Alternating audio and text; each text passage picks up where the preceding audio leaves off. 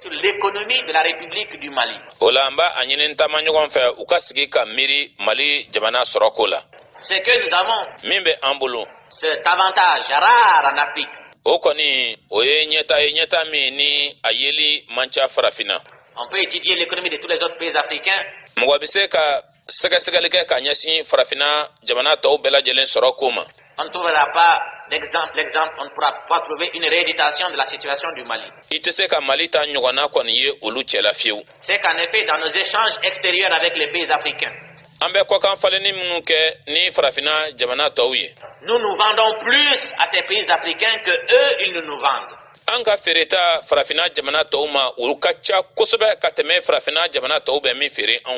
De sorte que sur le plan africain, notre balance commerciale est excédentaire.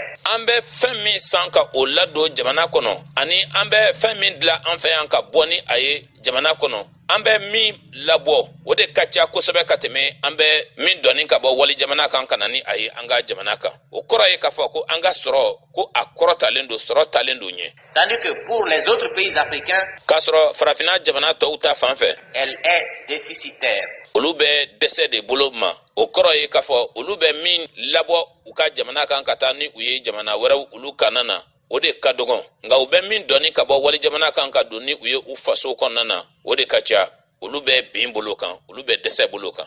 Le Sénégal, la Côte d'Ivoire, la Haute-Volta,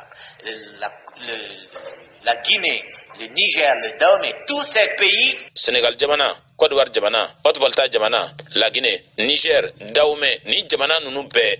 Dans leurs échanges avec les pays africains, oluka falen na ni farafina jamana uye achètent à ces pays africains plus qu'ils ne leur vendent. Olube saninke o farafina jamana uma o santa o kacha kateme farafina jamana be minu fere uma. Tandis que nous, kasoro nous vendons plus que nous n'achetons. Anka fereta wali jamana uma o de kacha kateme ambe misan wali jamana ufe. Le riz, malo, le poisson sec, jege jalan, le poisson fumé, jege ushu, le bétail, bagan, la viande, sogo, le haricot, sho, etc. Voilà autant de produits que nous vendons en Guinée. Ani ataw nunu bela jelenye sorafenye ame munu fere la Guinée, en Côte d'Ivoire, au Libéria, en Haute-Volta, au Niger, au Ghana, et qui nous permettent de nous approvisionner en francs CFA. Ambe munu fere Côte d'Ivoire jamana kan, ambe munu fere Libéria jamana kan, ambe munu fere Haute-Volta jamana kan, munu be fere Niger jamana kan, munu be fere Ghana jamana kan, munu be ato anka se ka sefa wari mimbe anwasa ola ka ota ka barake noe. De sorte que même si aujourd'hui la France, devant les pressions des sociétés commerciales installées ici et que nous sommes en train de liquider, essaierait de faire pression sur nous. Chogola halibi ni Franci kakeni papali munu ni ubebo Franci ka chakeda ulu yoro chakeda munu ni ulu sigilembe anga jamana kanya ni ambe ko o chakeda nunu kulu daji kulu da kulonchi ko flengolonchi hal ni o chakeda ye anyini ka papali ke ka nyasi anma.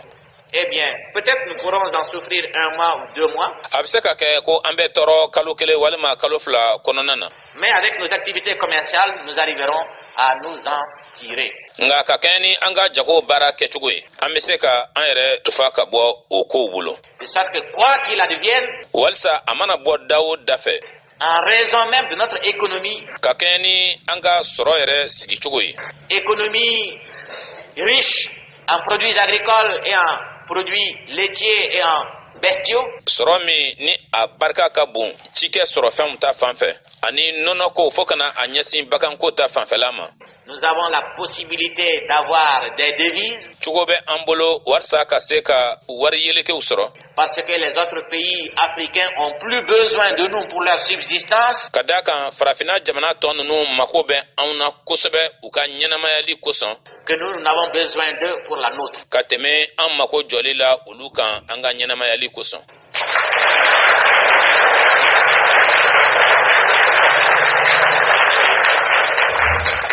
Certes, nous achetons des oranges et des bananes de la Guinée, mais vous savez bien que lorsque nous aurons mis en place, lorsque notre plan aura été achevé, nous n'aurons pas besoin d'importer de bananes. Aba don kosɛbɛ ko an ka baara bolodalen ni o nana ka na kuncɛ an mako tɛna jɔ a la k'a fɔ k'an bɛ namasa dɔɔni ka bɔ jamana dɔ kan ka na ni a ye an fɛ yan. Vous avez Sikasso qui produit beaucoup de bananes et ne sait qu'en faire. A b'a dɔn k'a fɔ ko namasa bɛɛ sɛnɛ Sikasso kosɛbɛ kosɛbɛ fo u yɛrɛ t'a dɔn u bɛ fɛn min kɛ n'a ye. Et les bananes ici, à cause du transport, se trouvent dépréciées par rapport aux bananes guinéennes. A b'a dɔn k'a fɔ namasa minnu bɛ an fɛ yan mɔgɔw tɛ girin u kan ten mɔgɔw tɛ u fɛ ten kosɛbɛ nka min ye laginɛtaw ye olu de kɛlen bɛ ka yan labɔ gɛlɛya bɛ an ta la ka a sababu kɛ u dɔnni cogo ye ni u ye u transport ye. Mais si cela est organisé, nka ni a labɛnnen don a cogo la. Kangaba produit des bananes. Namasa bɛ sɛnɛ Kangaba. Buguni en produit. Buguni fɛnɛ bɛ dɔ kɛ. Kati en produit. Kati bɛ dɔ kɛ. Presque on peut dire que toutes les régions du Mali où il y a de l'eau, toutes ces régions produisent des bananes. An bɛ se k'a fɔ ko Mali marayɔrɔ bɛɛ lajɛlen ji bɛ yɔrɔ yɔrɔ la olu bɛɛ bɛ namasa sɛnɛ. Mais pourquoi se fait-il que nous en importons? Parce que la commercialisation n'a pas encore été suffisamment organisée. Nka mun kelen pe de kama k'a fɔ ko o ko bɛ kunpalanna hali bi ka d'a kan sanni feere o ma se ka labɛn ka wasa kɛ a cogo la. Et cela nous ramène encore à cette situation que j'avais dénoncée. N'o bɛ an lase lahalaya ma lahalaya min n'an da kun sera o ma. Que nous avons des régions productrices de mil et de riz qui ne savent qu'en faire alors que d'autres régions sont déficitaires. Ko yɔrɔw bɛ yen marabolow bɛ yen marabolo minnu ni sɔrɔ bɛ kɛ o yɔrɔw la malo ani ɲɔko ta fan fɛ. Wa olu bɛ sɔrɔ kɛ o yɔrɔ ninnu na hali u t'a dɔn u b'a kɛ cogo min na ka taa sɔrɔ marabolo wɛrɛw bɛ yen sɔrɔ tɛ kɛ o yɔrɔw la o sumankow ta fan fɛ. Nous avons des régions productrices de bananes qui ne savent qu'en faire alors que nous avons d'autres régions qui en manquent au point qu'elles sont obligées d'en acheter à l'extérieur. Marabolow bɛ an fɛ yan namasa bɛ ci kɛ yɔrɔ minnu na kosɛbɛ namasa bɛ sɛnɛ yɔrɔ minnu na kosɛbɛ o yɔrɔ ninnu na olu yɛrɛ t'a dɔn u bɛ min kɛ u ka namasaw la ka taa sɔrɔ marayɔrɔw fana bɛ yen a yɛrɛ ntanya bɛ olu la cogo min na f'u bɛ wajibiya ka taa dɔ san wali jamanaw kan. Vous avez les oranges. Lemurubaw filɛ nin ye ten. Mais les oranges réussissent parfaitement chez nous. Nka lemuruba bɛ ɲɛ k'a dafa an ka jamana kan. Et les oranges de Guinée, de la région du cercle de Bougouni, lemuruba minnu bɛ Buguni mara kɔnɔna na. sans être greffés, hali ka taa sɔrɔ u ma greffe. sont les oranges les plus douces. Olu kɔni ye lemurubaw ye minnu ka di ka tɛmɛ lemuruba tɔw bɛɛ kan. Parce que j'ai beaucoup voyagé, j'ai mangé des oranges de Guinée, celles qu'on dit les plus douces, en les coupant à l'arbre, des oranges greffées de Ségou et d'ailleurs, eh bien les oranges qu'on produit dans le cercle de Yampoulila sont les oranges les plus douces. Ne kɔni wayasiw caman kɛ n yɛrɛ taara Laginɛ hali o lemuruba minnu n'u kun b'a fɔ olu ma ko olu de ka di ka tɛmɛ lemurubaw bɛɛ kan. Hali n'i ye a kari a sun na lemuruba minnu ni olu greffelen don Segu ani yɔrɔ wɛrɛw la nka lemuruba minnu bɛ yen n'olu bɛ sɛnɛ yan foyi la o mara kɔnɔna na o lemurubaw de ka di ka tɛmɛ lemurubaw bɛɛ lajɛlen kan. Eh bien, o la sa. Or ces oranges peuvent réussir un peu partout. Il s'agit simplement de les planter. Wa o jiri minnu kofɔlen filaw ye olu kɔni bɛ se ka ɲɛ fan bɛɛ lajɛlen na i dan tɛ dɔwɛrɛ ye dɔrɔn ka u turu. De sorte que nous pourrons donc là aussi nous priver des oranges de Guinée. O yɔrɔ yɛrɛ fana na an bɛ se fana ka an yɛrɛ tanga hali Laginɛ lemuruba ma. Ce que nous achetions beaucoup à la Côte d'Ivoire, c'était la cola parce que nous l'exportions sur le Sénégal. An tun bɛ fɛn min san kosɛbɛ Côte d'Ivoire jamana fɛ o tun ye woro ye ka d'a kan an tun bɛ o dɔnni ka bɔ an fɛ yan ka taa ni o ye Sénégal jamana kan. Maintenant, nous n'exportons plus et vous avez constaté que la plupart des commerçants qui faisaient de la cola ont préféré acheter des véhicules pour faire du transport. Ani sisan kɔni an tɛ o dɔnni tuguni ka bɔ ni o ye jamana kɔnɔ ka taa n'a ye jamana kɔ kan ani a y'a kɔlɔsi ko jagokɛla fɛn fɛn de tun bɛ yen ni olu tun bɛ woroko jago kɔnɔ olu kɔni ye a kanu ka bolifɛnw de san walasa ka adamadenw n'u bolofɛnw dɔnni. Alors, qu'est-ce que nous achetons? O la an bɛ mun de san? Comme produits africains aux autres pays africains. Sɔrɔfɛnw na sɔrɔfɛn minnu ye farafinna sɔrɔfɛnw ye an bɛ o san farafin jamana jumɛnw de bolo. Tandis que les autres pays africains ne peuvent pas se priver de notre riz. Ka taa sɔrɔ farafinna jamana tɔw olu tɛ se ka u yɛrɛ tanga an ka malo ma u tɛ se k'u yɛrɛ bali an ka malo la. Ne peuvent pas se priver de notre bétail et de notre poisson. U tɛ se ka ban an ka baganw na u tɛ se ka ban an ka jɛgɛw la. C'est pourquoi, quoi qu'il advienne, quelles que soient les décisions que nous serons appelés à prendre, O de kama a mana bɔ da o da fɛ fɛn latigɛta fɛn fɛn de bɛ yen ni an ka kan ka o ta. eh bien, on ne pourra pas nous imposer une politique à laquelle nous n'aurons pas donné notre adhésion. Politiki sira tɛ se ka wajibiya an kunna politiki sira min ni an m'a fɔ k'a fɔ ko an bɛ min na walima an tɛ min na. Même si on veut faire usage de la pression sur le plan monétaire. Hali n'a kɛra k'a fɔ ko papali bɛna taa ka ɲɛsin an ma wariko nasira fɛ.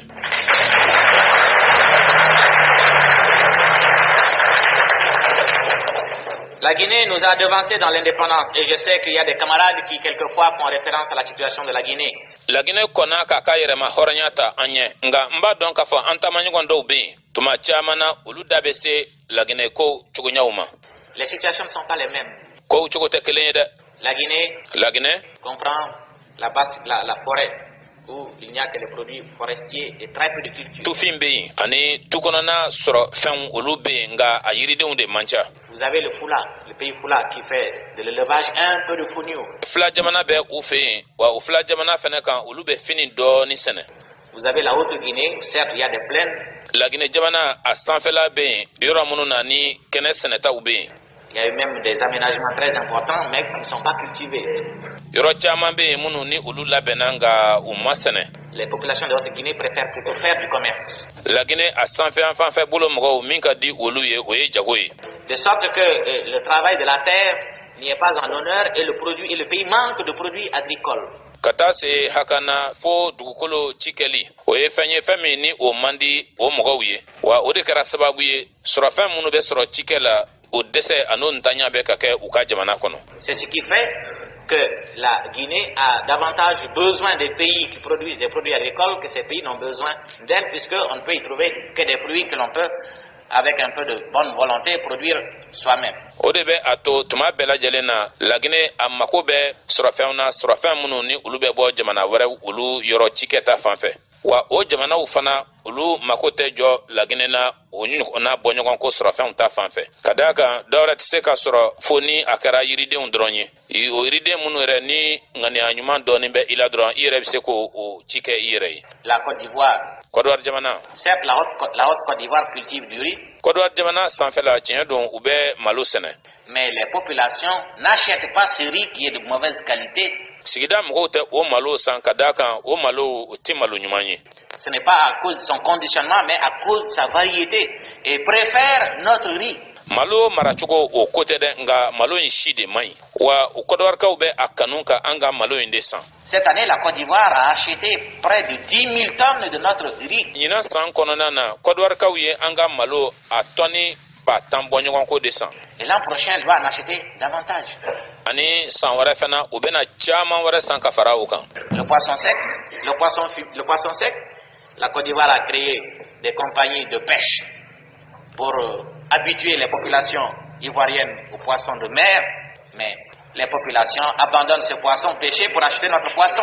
Jige jalan korwa jamana ye moni chakeda do sigi senka walsa ka kodwar ka udige kogoji jigela sigida mgo be o jiga u ye ko udwin ka anga jige de san.